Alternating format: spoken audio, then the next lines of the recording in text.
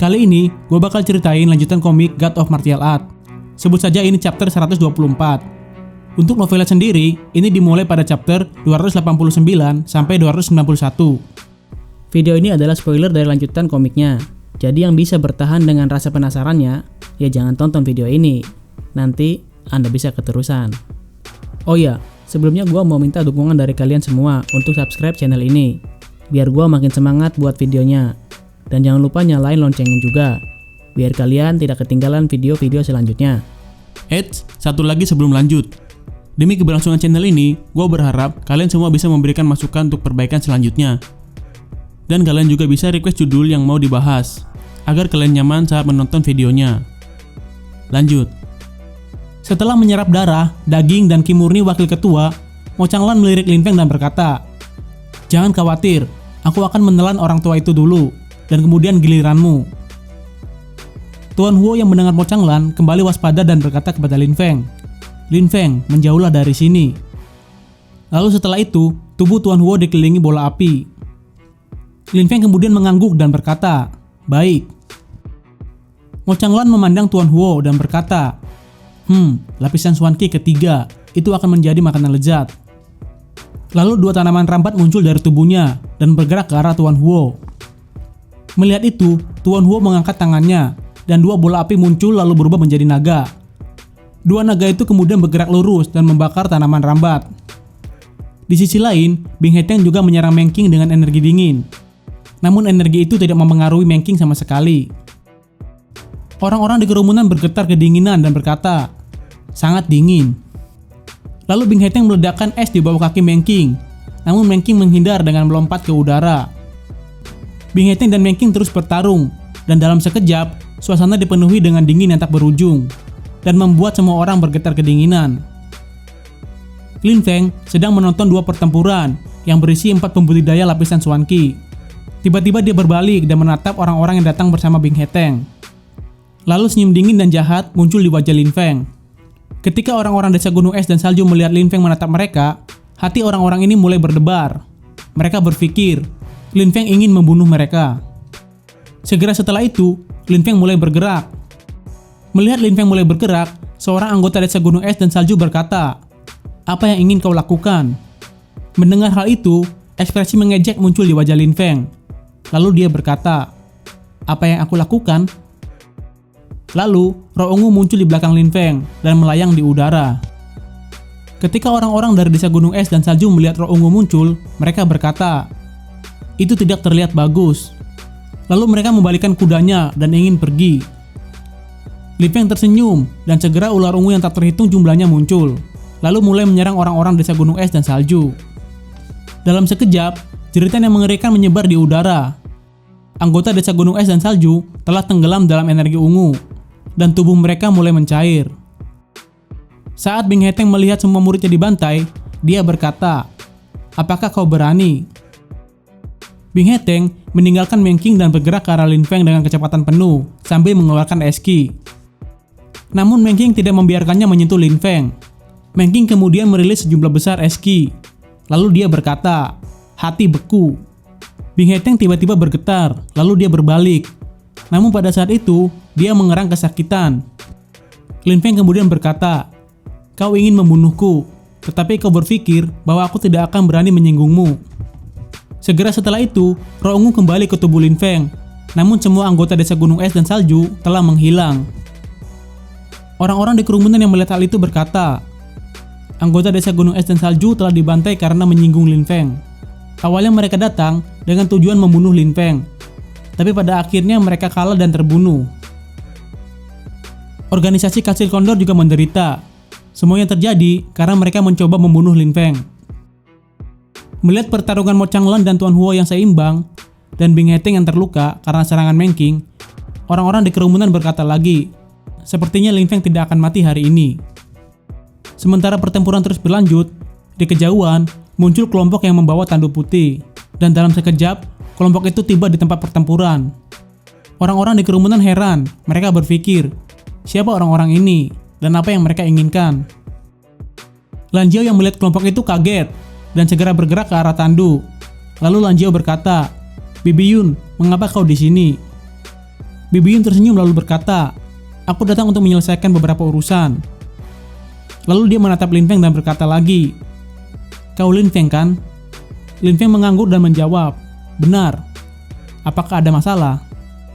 "Ada," kata Bibi Yun. Lalu dia berkata lagi, "Lin Feng, terakhir kali di pelelangan kau memperoleh kuali kuno. Itu tidak akan berguna untukmu. Dan kami ingin mengambilnya kembali. Kami akan mengembalikan semua batu yuan yang kau gunakan. Bagaimana menurutmu?" Lin Feng tertegun. Orang-orang ini datang karena kuali naga kuno. Lin Feng berpikir mungkin orang-orang ini telah mengetahui benda apa itu. Lalu Lin Feng berkata, "Dalam peraturan pelelangan, tidak ada aturan untuk mengembalikan barang dalam keadaan apapun." Orang-orang di kerumunan heran. Lin Feng benar. Sejak kapan pihak pelelangan memiliki hak untuk meminta orang mengembalikan benda yang diperoleh? Lalu Bibi Yun berkata, "Aku bisa memberimu 2 kali lipat batu yuan untuk mengganti ruginya." Mendengar tawaran itu, Lin Feng berkata, "Tidak, aku tidak membutuhkan batu kemurnian. Aku sangat menyukai kuali itu." Bibi Yun berkata lagi, "Lin Feng, kau membeli kuali itu seharga 2.000, dan sekarang aku akan memberimu 10.000, dan kau akan mengembalikannya kepadaku." Lin Feng kemudian menjawab dengan tegas, "Aku berkata bahwa aku menyukai kuali itu. Tidak peduli berapa batu kemurnian yang kau tawarkan, aku tidak akan menukar itu." Lan Jiao yang bingung dan merasa ada yang salah berkata, "Bibi Yun, ada apa?" Bibi Yun lalu menjawab Lan Jiao dengan acuh dan berkata, "Jiao, ini tidak ada hubungannya denganmu." Lalu Bibi Yun menatap Lin Feng dan berkata lagi, "Kuali itu tidak akan berguna untukmu, namun kami membutuhkannya. Aku harap kau bisa menyerahkannya ke Dream Pavilion. Kami pasti akan sangat berterima kasih." Namun Lin Feng menjawab dengan menggelengkan kepalanya. Lalu Bibi Yun berkata, "Kau tidak tahu bagaimana membedakan yang baik dan yang buruk. Bagaimana kalau aku menginginkan barang itu apapun yang terjadi?" Mendengar itu, Lin Feng terkejut lalu berkata, "Dream Pavilion menjual barang-barang dari orang lain. Kalian Dream Pavilion hanya bertanggung jawab atas penjualan. Aku mendapatkan sesuatu dan sekarang kau datang kepadaku dan meminta kuali kuno atas nama Dream Pavilion. Apa maksud dari semua itu?" Bibi Yun kemudian menjawab dengan dingin, "Yang aku katakan adalah kau harus menyerahkan kuali kuno, atau kau akan menyesalinya. Konsekuensinya akan mengerikan." Orang-orang di kerumunan heran. Mereka berpikir, secara mengejutkan, Dream Pavilion juga ingin melawan Lin Feng. Tetapi kekuatan orang-orang ini jauh lebih menakutkan daripada kastil kondor. Lalu Tuan Huo berkata, "Sejak kapan Dream Pavilion begitu tidak tahu malu?" Tuan Huo kemudian meninggalkan Mo Changlan dan pindah ke sebelah Lin Feng. Lalu dia berkata lagi, "Aku tidak tahu bahwa Dream Pavilion begitu serakah. Jika orang lain yang mencoba mencuri barang-barang yang didapatkan dari pelelangan, aku tidak akan terkejut. Tetapi kalian, Dream Pavilion ingin mencuri barang-barang itu sendiri. Apakah kalian tidak peduli dengan reputasi kalian?" Saat itu, Mo Changlan tertawa dan berkata, "Apakah mereka tidak tahu malu atau tidak akan menjadi masalah bagimu setelah kau mati. Berhentilah bicara omong kosong." "Apa kau mendengarnya?" kata Bibi Yun kepada Lin Feng. Lalu dia berkata lagi, "Aku tidak ingin membunuhmu. Jika kau patuh dan menyerahkan kuali, aku tidak akan terlibat. Tetapi jika tidak..." Pada saat itu Lan Jiao berteriak, "Bibi Yun!" Lalu wajah Lan Jiao menjadi pucat. Bibi Yun lalu berkata, "Jiao, aku sudah bilang bahwa semua ini tidak ada urusannya denganmu." Meng King yang melihat kekacauan itu berhenti bertarung dengan Bing Heteng dan pindah ke sebelah Lin Feng juga. Lin Feng kemudian berkata, "Sangat bagus, kau sangat kuat, dan itu membuatmu berpikir bahwa kau bisa mengancamku. Jika aku tidak memberikan apa yang kau inginkan, kau akan membunuhku." Lin Feng kemudian tersenyum dan berkata lagi, "Semua orang telah mendengar kata-katanya dengan jelas. Kalian semua sekarang tahu betapa tidak tahu malunya orang-orang Dream Pavilion. Mereka ingin mencuri kuali kuno yang telah kuperoleh di pelelangan mereka sendiri." Bibi Yun kemudian berkata, "Diam." Mendengar itu, Lin Feng berkata lagi, "Diam? Kau mengancamku dengan kematian, dan sekarang kau ingin aku tetap diam? Apakah kau pikir bahwa kuali akan secara otomatis menjadi milikmu begitu aku mati? Kau terlalu naif, konyol dan benar-benar bodoh." Lalu Lin Feng berteriak dengan keras, "Aku telah memperoleh kuali kuno, salah satu dari 10 kuali legendaris. Kuali kuno itu sebenarnya adalah kuali naga langit." Suara Lin Feng bergema di udara. dan hati orang-orang mulai berdebar kencang. Mereka dapat membayangkan harganya. Tampaknya itu adalah harta yang tak ternilai dari zaman kuno. Lalu orang-orang itu mulai berbisik. Dream Pavilion tidak peduli tentang melanggar aturan. Mereka datang untuk mencuri harta karun dari Lin Feng. Tuan Huo juga melirik Lin Feng. Dia adalah seorang alkemis, dan dia sudah mendengar tentang kuali legendaris. Kuali-kuali itu dapat digunakan untuk membuat pil yang kuat dan tak ternilai harganya. Kuali biasa hanya bisa membuat pil tingkat cuan dengan kualitas rendah. Sementara dengan kuali naga langit, orang bisa membuat pil tingkat cuan dengan kualitas medium dan tinggi. Itu adalah perbedaan yang sangat besar. Mo Changlan tiba-tiba tertawa keras. Dia juga tertarik pada kuali naga langit. Bing He Teng juga tercengang. Dia berpikir, jika desa gunung es dan salju bisa mencapai harta karun seperti itu, akan sangat bermanfaat. Dia menjadi sangat bersemangat, namun dia berpikir lagi, jika aku memiliki harta karun seperti itu, apakah aku perlu kembali ke sekte? Semua orang sudah bermimpi tentang mendapatkan kuali naga langit. Pada saat itu Bibi Yun tampak murung. Dia berpikir, semua orang akan tahu tentang harta itu jika aku mendapatkannya. Lalu dia menatap Lin Feng dengan dipenuhi niat membunuh. Lin Feng tersenyum dingin dan berkata, "Kau ingin membunuhku?" Lalu dia berkata lagi, "Mo Changlan, Bing He Teng, aku tahu kalian ingin membunuhku. Tetapi bahkan jika kalian membunuhku, pernahkah kalian berpikir siapa yang akan mendapatkan harta itu?" Mo Changlan dan Bing He Teng tetap diam. Mereka tahu bahwa Dream Pavilion sangat besar dan kuat. Lalu Lin Feng berkata lagi, "Namun jika kita membunuh orang-orang dari Dream Pavilion terlebih dahulu, maka kita tidak akan diganggu oleh pihak ketiga yang lebih kuat. Bukankah itu solusi yang baik?" Lan Jiao menatap Lin Feng dan berkata, "Lin Feng." Mendengar Lan Jiao, Lin Feng berkata, "Dia ingin membunuhku. Haruskah aku diam saja?"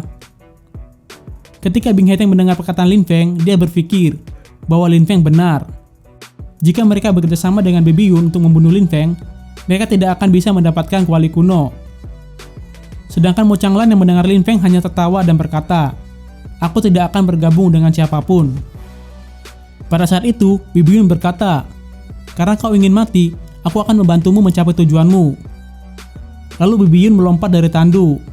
4 pembudidaya yang membawa tandu juga mengikutinya. Lin Feng yang melihat itu tertegun. Orang-orang itu kuat.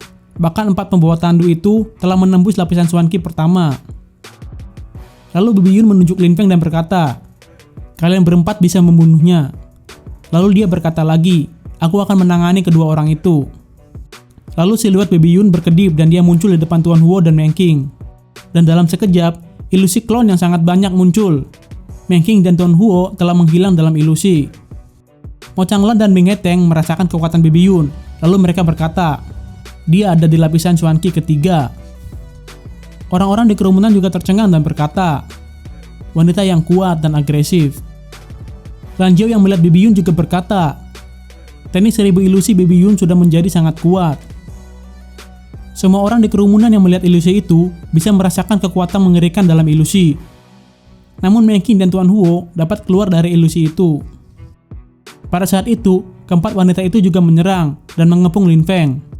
Meng Qing yang melihat Lin Feng diserang sangat marah. Dia ingin bergabung dengan Lin Feng. Melihat Meng Qing khawatir, Lin Feng kemudian berteriak, "Meng Qing, jangan khawatir tentang aku." Lin Feng tahu Meng Qing siap melakukan apa saja untuknya. Dia bahkan tahu Meng Qing memiliki kemampuan yang aneh untuk meningkatkan kekuatan beberapa kali lipat. Kemudian, Lin Feng berkata kepada 4 wanita yang menyerangnya, "Sekarang giliranku." Segera setelah itu, muncul 100 surplus jiwa, dan tubuh Lin Feng mengeluarkan ki yang menakutkan. Oke, sampai di sini dulu ceritanya. Jika kalian suka, tinggalkan jejak, like, dan komennya. Tekan tombol subscribe-nya sekarang juga, dan aktifkan loncengnya, karena gue bakal segera upload lanjutan ceritanya. Oke? Semangat ya. Dadah.